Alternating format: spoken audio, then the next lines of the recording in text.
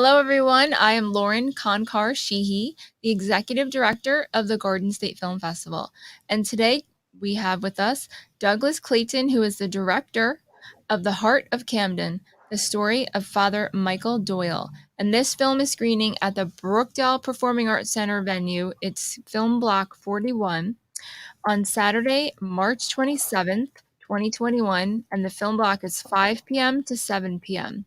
Hi, Douglas. Thank you so much for joining us. Hey, Lauren, thanks so much for having us. I appreciate it. You're welcome. We're so thrilled to have this movie. Tell us about, it's a documentary, but tell us, what inspired you to create this and how did it come to be that you found Father Michael Doyle and the story just, took off from there? Good question. In 2018, I made a documentary called Dovati for Camden, and the topic was about a couple of fellows who grew up in Camden. They moved away, then they came back years later, and they turned what used to be the one guy's grandfather's abandoned bar into the city's only live professional theater. And while making that film, I learned that Father Michael Doyle, a local priest, was a key figure in creating this theater. So we interviewed him, and I had a chance to meet him. And there was something quite special about him, I remember. Didn't really get to know him well. It was maybe an hour discussion. And then I remember calling him later, maybe a few months later, to ask him a couple of personal questions or a couple of things that were on my mind. And I found him to be very kind and very wise.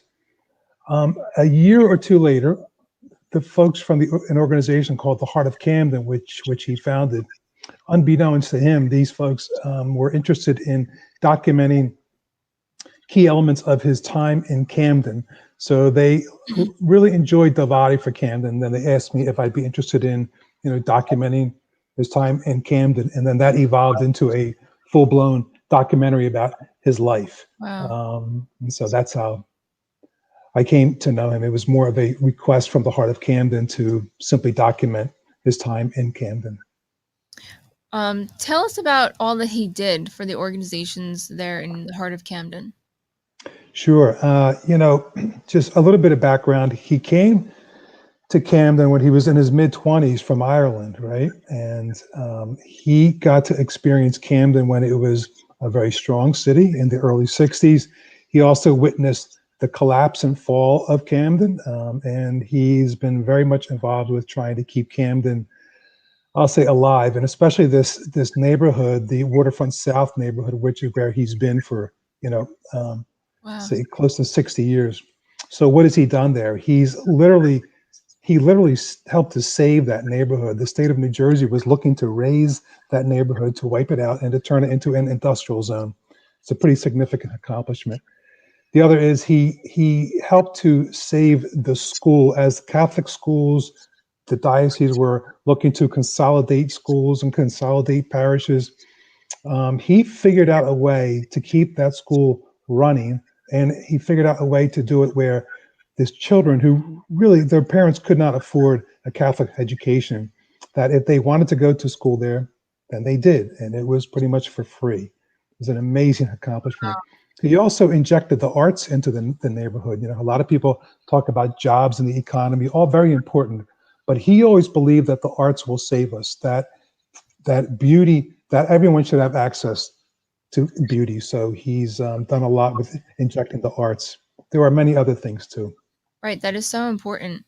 It's funny. I feel like documentarians, it's funny because we get very crafty. If you have something in the soundbite and you're thinking, oh, what am I going to use? What B-roll? What can I use to show that? It's like, I think it's amazing how we get in that zone to make sure you bring whatever it is you're talking about visually, talking about the arts. It is so important. It's just, especially right now, it's sad that the arts keep getting cut a lot of places, and thank goodness there he was able to save it and continue to bring it into the community. Tell me, how did you get into just this whole, scheduling everything? Like, you knew you wanted to do this, but tell us a little bit more about the process from the beginning of scheduling everything and just knowing the story you wanted to pull from him in order to tell his story? Sure. So the first step was, having meetings with Carlos Morales, who appears in the film. He's the executive director of the Heart of Camden, and then I said to him, "Listen, if we're going to do this right, let's take this up a step above what we created in Dovati for Camden, which was, there was a pro bono movie that I made with maybe a $500 budget. I said, Yeah. let's hire really great professionals, and I know two fellas.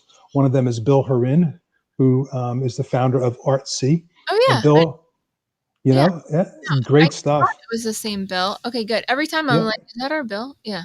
yeah, he's so talented and extremely smart, and he has so much experience. And Bill watched the Body for Camden, and we had a conversation, and he said, I think you're a good storyteller, and I think you could also use some help from a technical standpoint to make your film more visually appealing and aesthetically pleasing.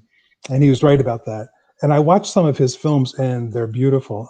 I know, in fact, one of them I think won an award at the Garden State Film Festival a number of years ago about sand sculpting. Yeah. Bill also brought on a, a colleague of his named Frank Weiss, who is, I've nicknamed him Raphael. He's a wonderful uh, uh, photographer, videographer, filmmaker, and editor.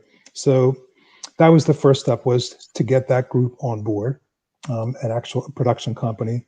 Then we needed to find somebody who was quite skilled at helping us connect with the right people who could help tell this story Right. of Father Doyle and Camden.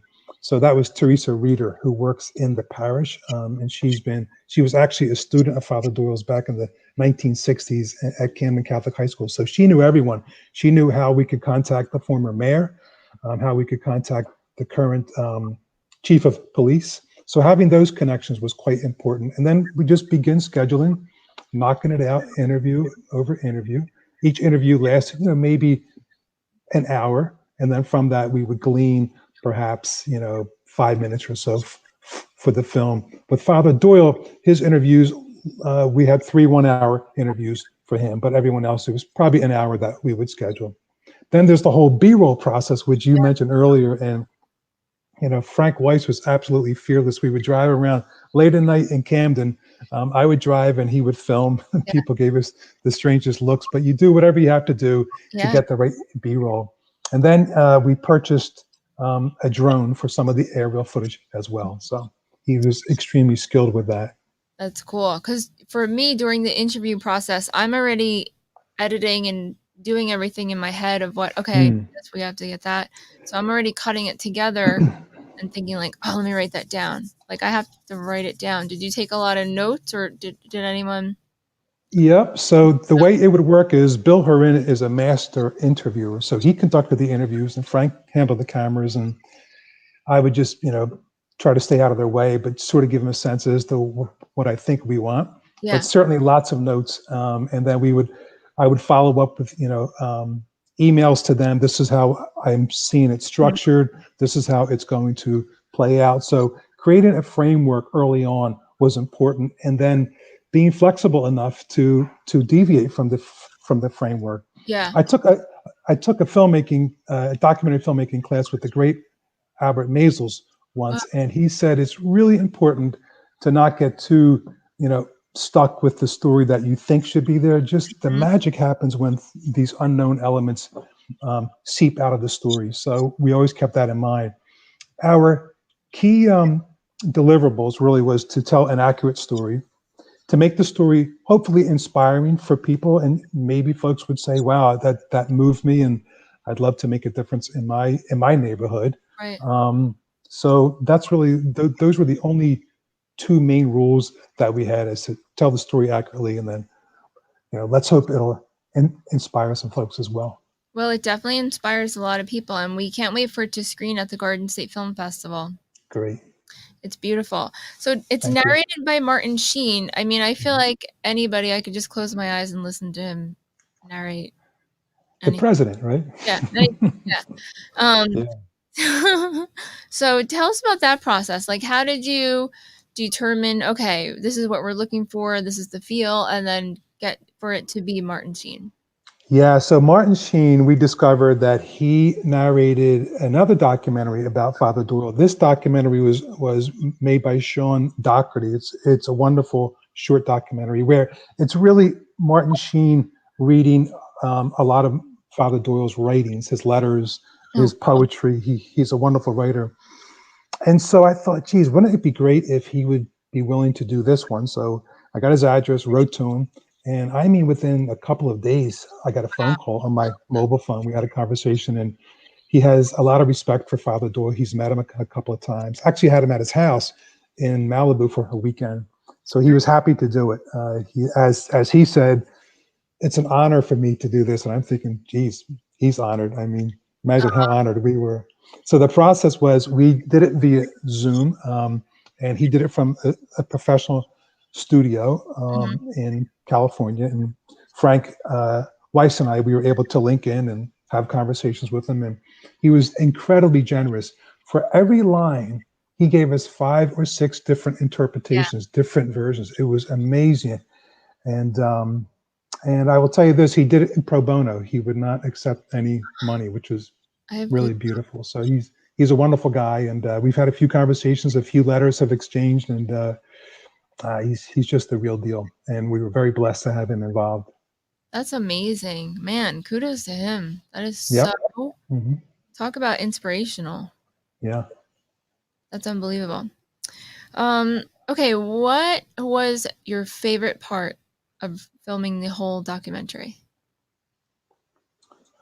Well, my favorite part were probably the moments where Father Doyle and I would have some tea or a cup of coffee. I remember once he offered me a shot of whiskey, Irish whiskey, but but just kind of getting to know him in between our interviews, and really just understanding the magic that a lot of other folks, or feeling the magic that other folks experience when they interact with him. Wow. This is a totally selfless human being. Think about this for a moment, Laura, right? Catholic priests typically spend 4 years, maybe 5 years in a parish, and then they get to transfer to another parish, and they're encouraged to. He would never leave. He's been at that same parish in South Camden, experiencing painful things, Yeah. helping families through very painful times. Just every month is a battle trying to figure out the budget, and he would never leave. He could have easily gone to Haddonfield or Cherry Hill or a much nicer suburb, I'll say, but he would not leave. And that selfless commitment to help others really had a big impact on me. So that was probably my favorite part of making the film, the impact that I think it's had on me. From a filmmaking standpoint, the collaboration with Bill and Frank was really magical. And, Frank, again, his creativity, whether it's the opening credits, we hope people will stay through the closing credits because, we tried to do something quite special there as well. And just the entire process of collaborating on, you know, uh, what should stay. As you probably know, right? The most painful part is, what do you cut out? Yeah, And so it was just great collaborating with them. that's great. It's a process. Hmm. Well, I mean, we love that it's a great story of his determination to help his congregation and community. And we're looking so forward to all of our audiences and legions of fans to check this film out on March Thank you. 27th, 5 to 7 p.m. Is there any, we also have student filmmakers that are a part of the Garden State Film Festival. Do you have any tips or words of wisdom to our student filmmakers? Um, I could think of a couple of things. That's a great question. So when Davadi for Camden won an award at a film festival in New Jersey a few years ago, Timothy Busfield, the actor, was there, and the feedback that he gave to everyone is move forward. Don't just once you make a film and it's accepted into a film festival, just think about that next project and constantly be thinking about moving forward. So that would be one word of advice. The other thing that I learned from Albert Maysles is he said when he's filming, he has one eye through the lens and the other eye is looking out here, because again, that's where the magic happens, right? Always be looking for the thing that may not be so obvious. And when we think about the really great documentaries out there are these moments, these twists and these turns that are I have to believe they were totally unexpected. So constantly be looking for that and just be prepared to work really, really hard. The collaboration is essential. And so, we cannot make a movie on our own. So it's about teamwork. And when I think about Father Doyle, my many years in the corporate world, Lauren, was, I've spent it in learning and development. Mm. And we train people to become really good leaders and good managers. And as I watched the film, it became very clear to me, as we were looking at the final cuts, that he embodies many of the qualities that we're looking for in our leaders, whether it's, having a vision, creating a strategy, creating a business plan, executing on that strategy, putting the right people in place, motivating people, influencing people, having great grit. I mean, he displays all of those things that we look for in our, whether it's government leaders or in our corporate leaders. So one thought that I had is to take the film and then create a leadership development class, but using the film as a foundation of learning. So I guess my point is to students is think about the possibilities beyond just the film, which is that's enough if you make a film, great. But then think about the next project. Think about as you're making the film, what's going on outside of the lens, and then Yeah. think about what else can you do with the film besides simply putting it in film festivals, which is I think it's enough. But if there's more that you can do, great. Right. It's a starting point to go in the Hmm. festival circuit. Yeah, exactly. Awesome. Thank you so much. I really appreciate you taking the time to be with us today and to talk about the heart of Camden, the story of Father Michael Doyle. Well, And thank again, you very much, and I want to thank you also for the hard work. I can only imagine how time consuming it is to run a successful film festival. So it's amazing that you're giving people a platform, a voice to tell various stories, and it's greatly appreciated by a lot of folks. thank you. That means a lot. The team and I, we're here for our filmmakers, really, and our fans, but really the filmmakers. Without you, what are we? Nothing. So we really appreciate that. It will help fuel the team. Today, the portal closes. All of 300 films that have to be into the festival, it happens today. So Mm. if you're not in, guess what? Choppy, choppy. If I you're got not, mine in. yeah, I know. So I was like, hey, everybody, get it in. Um, so I'll let the team know. They're like texting me. I can't look, but we're so excited. It's at the Brookdale Performing Arts Center. It's a virtual venue. The film block is 41. Saturday, March 27th, 2021, 5 p.m. to 7 p.m. And at a film festival, come on, you have to stay during the credits. Absolutely. I mean, come on, you can't get up and walk out. Cool. So, Douglas, thank you so much. And we're going to be interacting with you more on the Garden State Film Festival app. Go to our Facebook, visit all of their social media, and we'll see you in Asbury Park, everybody. Thanks so much, Lauren. Thanks. You're Bye, welcome. everybody. Bye.